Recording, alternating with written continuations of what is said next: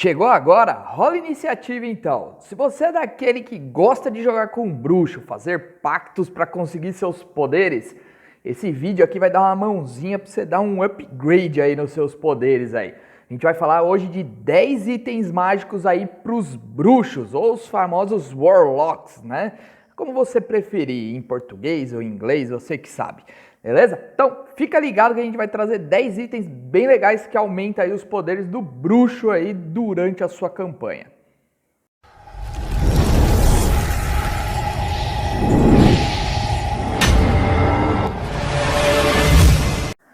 Lembrando que nem sempre a gente consegue esses itens, né? Aqui são 10 sugestões que a gente vai colocar, nem sempre dá para usar também os 10 itens, que às vezes tem alguns que ocupam o mesmo espaço, por assim dizer, né?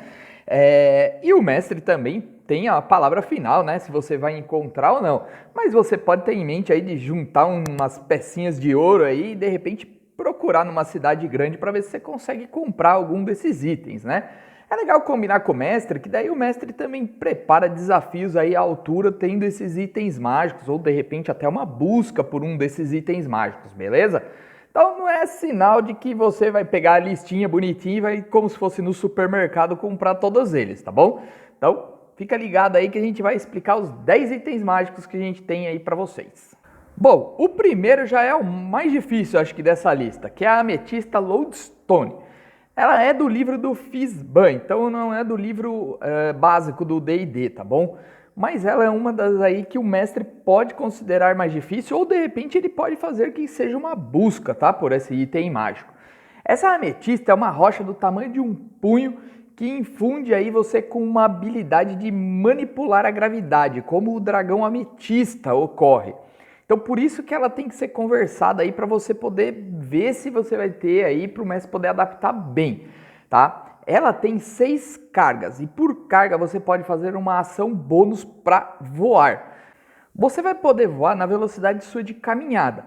Pode ser que você fale, poxa, mas a magia voo é melhor. Sim, ela dá uma velocidade mais rápida para você, mas ela também vai custar um dos seus espaços de feitiço, que são poucos, são menos do que o mago, por exemplo. E ela também requer concentração. No caso de quando você gasta uma carga, você não precisa usar concentração e pode voar aí por 10 minutos. É uma das vantagens. Agora, se você preferir mover o oponente pelo campo de batalha, você vai poder usar a habilidade Impulso Gravitacional. Então você pode tentar empurrar o alvo 6 metros em uma direção à sua escolha.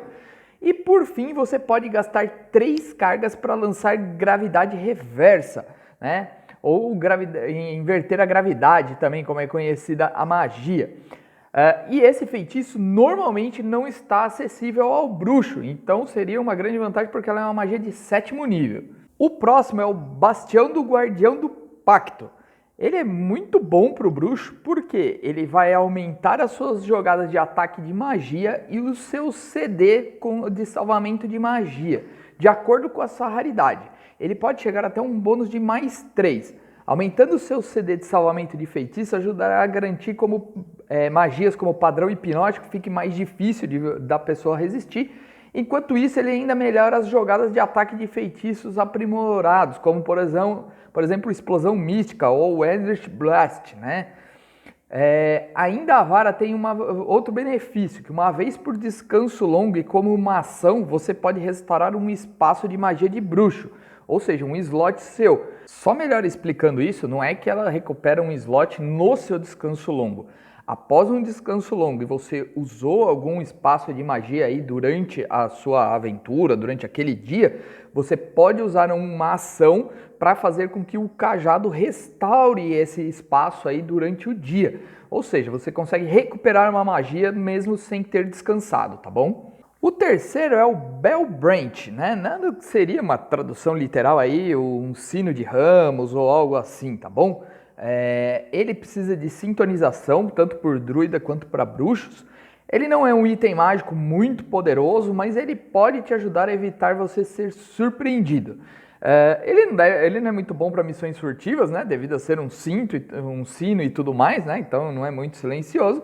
Mas ele pode ser usado aí, tem até 3 cargas e pode ser usado como foco de conjuração. E com uma ação bônus você pode gastar uma dessas cargas para detectar aberrações celestiais, constructos elementais, fadas, demônios ou mortos-vivos até 18 metros de vocês.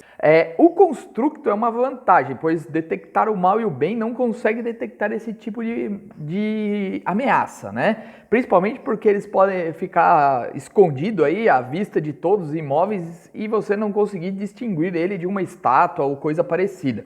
Então, com isso, você consegue perceber que ele está no local. Ele não consegue dizer exatamente o local que a criatura está, mas você sabe da presença dele e sabe que é ali num raio de 18 metros, ou seja, bem próximo já de você. Se você ainda não gostar do que você ouviu até agora, você ainda pode gastar mais uma carga e lançar proteção contra o mal e o bem em você ou em um aliado. Item 4. Amuleto do Fragmento Negro. Ele é bom assim para o início do bruxo, tá bom? Logo nos níveis iniciais. Ele não é um item muito poderoso, mas ele é feito de um material extraplanar normalmente originário do reino do seu patrono. E o que ele faz? Enquanto você estiver usando, você pode usá-lo como foco de conjuração. Ou seja, deixa sua mão livre porque teu foco está ali pendurado com você, né? Excepcionalmente, o amuleto permite que você conjure um truque de bruxo que você não conhece, uma vez por descanso longo. Mas você precisa ser bem sucedido num teste de inteligência, né, ou arcanismo CD10. O legal desse item é que você pode trabalhar ele com uma oportunidade de interpretação, porque você vai pedir para o seu patrono que você tenha acesso a uma magia que você não tem normalmente. Pode ser uma magia simples de ataque ou pode ser simplesmente para você usar aí uma mão de mago para te auxiliar em alguma coisa durante o dia. Não são magias poderosas, mas aí pode dar aí uma brecha legal, aí uma oportunidade legal para você interpretar seu personagem junto com o seu patrono e de repente aí até ganhar aí um pontinho extra aí com o mestre aí, ou de repente um XPzinho extra, alguma coisa assim, mas tornar o jogo um pouco mais divertido, por assim dizer. O item 5 é o Casaco de Caçador. Ele foi introduzido no livro do Critical Role, né, para D&D 5ª edição. Então ele aparece primeira vez em Exandria. Ele dá um impulso aí, melhora um pouquinho sua classe de armadura e melhora um pouquinho o seu dano também. 3 vezes ao dia você pode adicionar 1 de 10 de dano necrótico a um ataque contra uma criatura que não tenha todos os seus pontos de vida. E o que isso quer dizer? Uma criatura já ferida. E aí você poderia, por exemplo, transformar sua explosão mística normal e ainda adicionar mais 1 de 10 para ela ficar um pouquinho mais perigosa, aí, derrubar uma criatura, até ajudar um pouquinho. E tornar os seus 20 naturais ainda mais propensos, um pouco mais fortes. Então você, quando usasse um acerto crítico, você também pode estar utilizando dessa melhoria de dano.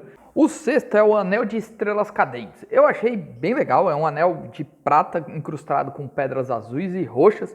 E ele tá cheio de truques que não estão disponíveis para o bruxo ou para qualquer outra pessoa. Na verdade, esse anel pode ser usado por qualquer classe, tá bom? Mesmo os que não soltam magias. O interessante dele é que sem custar nenhuma das suas 6 cargas, esse anel permite que você possa lançar luzes dançantes ou luz à vontade enquanto estiver na penumbra ou na escuridão.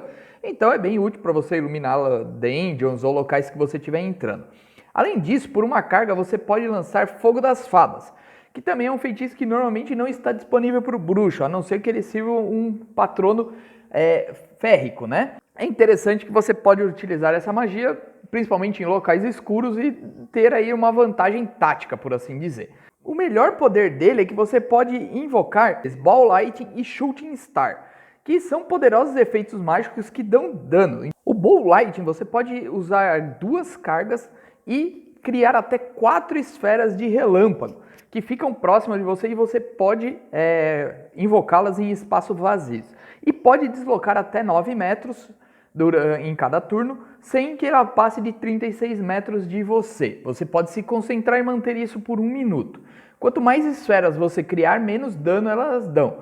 Se você criar 4 esferas, cada uma dessas esferas vai poder dar 2 de 4 quando um inimigo se aproximar 1,5 m dela, podendo fazer um teste de resistência CD15. Se você criar uma única esfera, ela pode dar dano até de 4 de 12. Então é um daninho aí considerável.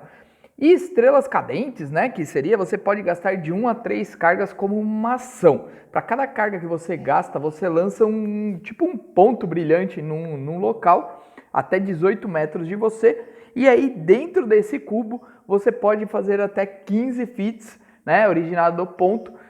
Ele começa a estourar faíscas e dá dano, como se fosse uma armadilha, tá bom? O inimigo tem direito a um teste de resistência de destreza CD 15. Se falhar, ele toma 5 de 4 de dano de fogo.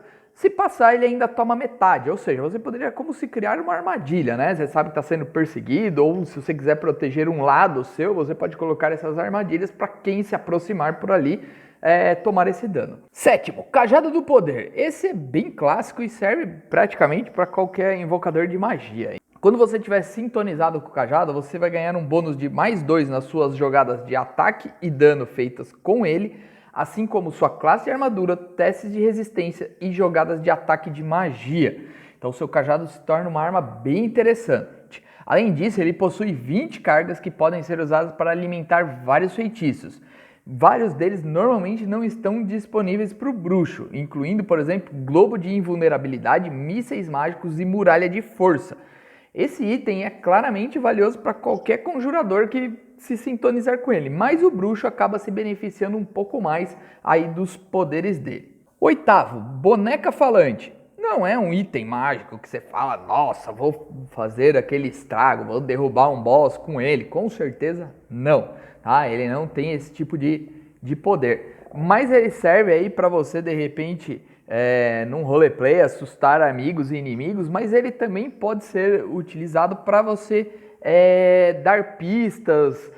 O mestre pode usar muito esse item mágico, tá? Porque quando você faz as perguntas certas, você pode programar para, por exemplo, quando, onde, e ele vai falar uma frase ali com até 6 palavras, e ele pode decorar até 6 frases.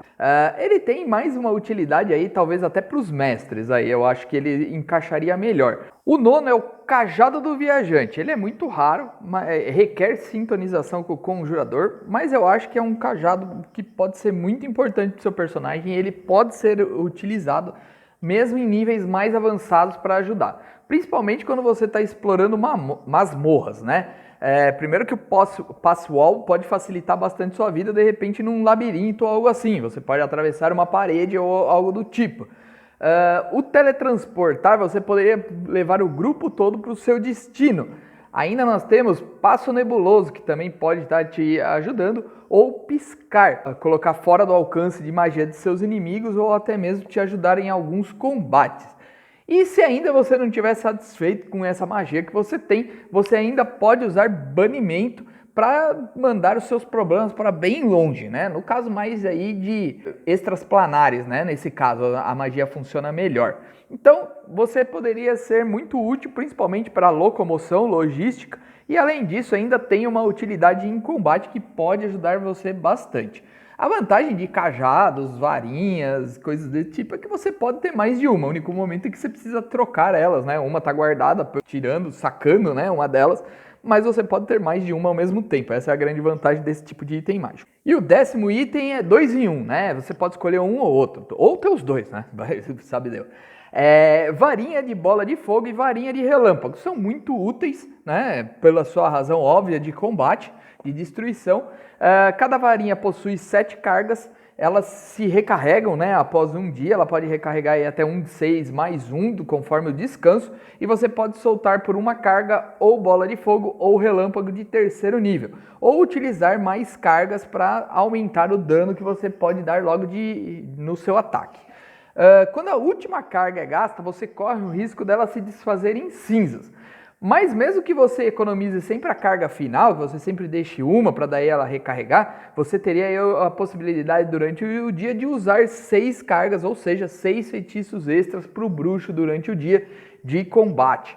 Então isso aí te ajudaria você a ser um pouco mais combativo e evitar que você tenha que usar os seus slots de magia. Esses foram aí os 10 itens mágicos, na verdade 11, né? Se você contar que a gente falou de 2 no último item, mas que a gente está procurando aí para dar uma cor aí pro seu bruxo, para ele ficar um cara mais aí personalizado, por assim dizer. Uma cor não precisa ser colorido, né? O bruxo normalmente tem aquele teor sombrio, mas fique à vontade para fazer do jeito que você quiser o seu personagem. Eu espero que vocês tenham gostado. Se você curtiu o vídeo, não se esqueça de deixar aquele like, se inscreve no canal, aciona o sininho e se você quiser dar uma ajuda pro canal e destacar o seu comentário, o botão valeu tá ali que por R$2 você destaca o comentário, a gente vai ter o maior prazer de responder vocês e além disso vocês ajudam a gente a viver de conteúdo, tá bom? Espero que tenham gostado, até a próxima e que rolem os dados!